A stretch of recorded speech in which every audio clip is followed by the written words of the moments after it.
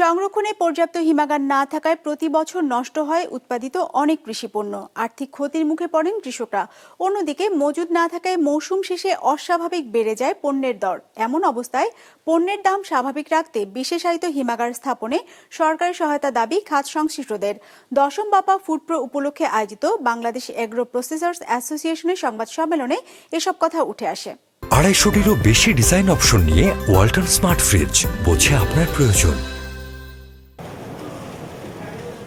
আলু থেকে চিপস, ফল থেকে জ্যাম, জেলি কিংবা চালের গুঁড়া থেকে তৈরি শুকনো খাবার, কৃষিপণ্য প্রক্রিয়াজাত করে এমন খাদ্যপণ্য তৈরি করছে বাংলাদেশ, যা রপ্তানি করা হচ্ছে বিশ্বের 45টির বেশি দেশে। হিসাব বলছে গেল অর্থবছর অর্থাৎ 2023-24 অর্থবছরে এই খাত থেকে রপ্তানি আয় এসেছে 96 কোটি 40 লাখ ডলার।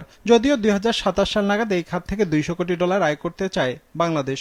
এগ্রিকালচার প্রোডাক্টে আমাদের এখানে লোকাল প্রোডাক্টে হলো 80%, 20%, 25% আমরা হয়তো বিদেশি ইনগ্রেডিয়েন্টস ইউজ করি, কিন্তু বেসিক ইনগ্রেডিয়েন্টস আমাদের সবই লোকাল।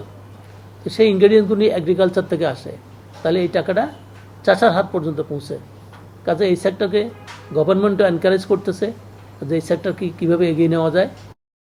হিসাব বলছে 2024-25 অর্থ বছরের প্রথম 7 মাসে প্রক্রিয়াজাত খাদ্যপণ্য রপ্তানি হয়েছে 67 কোটি 30 লাখ ডলারের, যা তার আগের বছরে একই সময়ে ছিল 60 কোটি 90 লাখ ডলার। সেই হিসেবে রপ্তানি আয়ের প্রবৃদ্ধি হয়েছে প্রায় 11% মতো। উদ্যোক্তাদের দাবি এই রপ্তানির পরিমাণ আরও বাড়বে, কেননা এরই মধ্যে 25,000 টন সুগন্ধি চাল রপ্তানির অনুমতি দিয়েছে সরকার। আমরাই কিন্তু পৃথিবীর মধ্যে একমাত্র জাতি ছিলাম যারা কিন্তু নিজেদের চাল আমরা এক্সপোর্ট করতে পারতাম না। থাইল্যান্ডের সাথে আমাদের কম্পিটিশন হবে, কম্বোডিয়ার সাথে আমাদের কম্পিটিশন হবে, পাকিস্তানের সাথে আমাদের কম্পিটিশন হবে, ভারতের সাথে কম্পিটিশন হবে। এবং আপনি জেনে খুশি হবেন যে আমাদের উৎপাদিত চাল, আমাদের বাংলাদেশের কৃষকের উৎপাদিত চাল নিয়ে পৃথিবীর প্রত্যন্ত অঞ্চলে আমরা হাজির হব এবং উত্তর আমরা বাংলাদেশের কৃষিজাত পণ্যের যে সম্ভার বাংলাদেশে রয়েছে, এই সম্ভার নিয়ে আমরা পৃথিবীতে আরও ভালোভাবে এগিয়ে যেতে সচেষ্ট হব।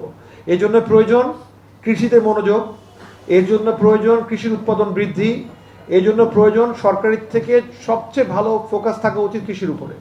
রপ্তানি আয় বাড়ার সাথে সাথে বাড়ছে দেশে উৎপাদিত পণ্যের দরও। উদ্যোক্তারা বলছেন, সম্প্রতি ভ্যাট ট্যাক্স বাড়ানোর ফলে কিছু পণ্যের দরও বেড়েছে, বাড়ানো হয়েছে হিমাগার ভাড়াও। এর ফলে কৃষিপণ্য বাজারজাত করলে উপযুক্ত মূল্য পাওয়া নিয়েও তৈরি হয়েছে অনিশ্চয়তা, যা থেকে উত্তরণে পণ্য সংরক্ষণে বিশেষায়িত হিমাগার তৈরিতে সরকারের সহায়তার দাবি জানান তারা ফুড প্রো উপলক্ষে আয়োজিত সংবাদ সম্মেলনে। স্টোরেজ ক্যাপাসিটি একদিকে নাই, আরেকদিকে খরচ বাড়ছে, তাহলে তার পণ্যটা রাখবে কোথায়? রাখার মতো যতক্ষণ পর্যন্ত এটার ব্যবস্থা ওই যথাযথভাবে সরকারি তরফ থেকে সহায়তায় আগে না আসবে, ততক্ষণ পর্যন্ত কৃষকের ভাগ্য উন্নয়নে ওইভাবে হবে না। অনুষ্ঠানে জানানো হয়, আগামী 25 ফেব্রুয়ারি থেকে শুরু হতে যাওয়া দশম বাপা ফুড প্রোতে বিশ্বের 22টি দেশে 200-র অধিক প্রতিষ্ঠান অংশ নেবে। রঞ্জিবুল মিজান, বিজনেস রিপোর্ট, মাছরাঙা টেলিভিশন।